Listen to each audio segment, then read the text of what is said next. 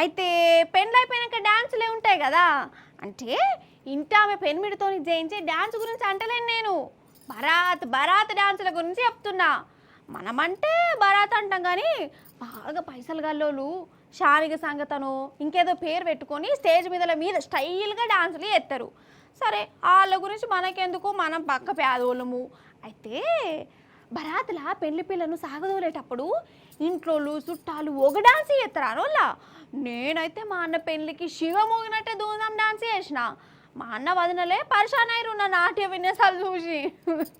అయితే సరే కానీ నా పర్ఫార్మెన్స్ సంగతి పక్కకు పెడతా జరసేపు. కానీ అయితే ఎక్కడైనా కానీ పెళ్ళంటే ఆటలు పాటలు డాన్సులు అంతే కదా. అట్లనే మనం ఇప్పుడు ఒక లగ్గం కాడికి పోదాము. ఆడ డాన్సులు ఎవరు చేసిరో చూడాలి, మీరు దబ్బున చూసేరు మరి. Ready 1 2 3 start.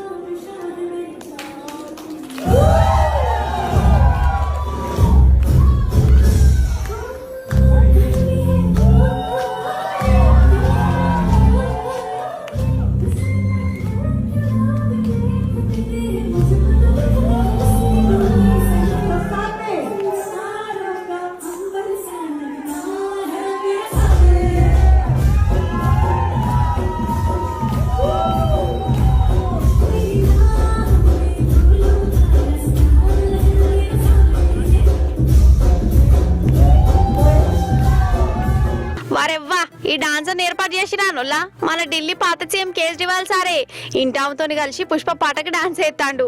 కేజ్రీవాల్ సార్ అంటే కయ్య దగ్గుతాడు, మోడీ సార్ మీద గరబ్ అవుతాడు, పాలన ఎట్లా చెయ్యాలి ఏంది కథ గివ్వే ఆలోచన చేస్తాడని అనుకున్నా గానీ సార్ లోపల గిస్తుంటే కళాపోషణ ఉన్నదని నాకు తెలియదు.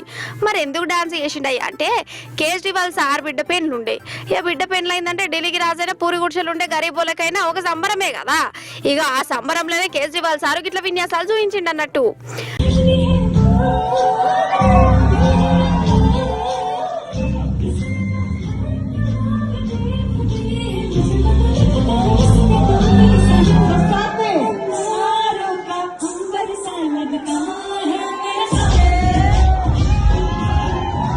మరి రాముడు మంచి బాలు లెక్క ఉండే కేజ్రీవాల్ సారే గట్ల డాన్స్ చేస్తే సారు వారి ప్రియమైన శిష్యుడు పంజాబ్ ముఖ్యమంత్రి భగవంత్ సార్ ఊకుంటాడా?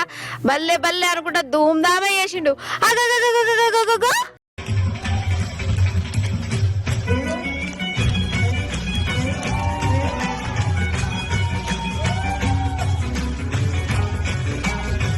వామ్మో, ఈ భగవంత్ సార్ వారి విన్యాసాలు మామూలుగా లేవు కదా.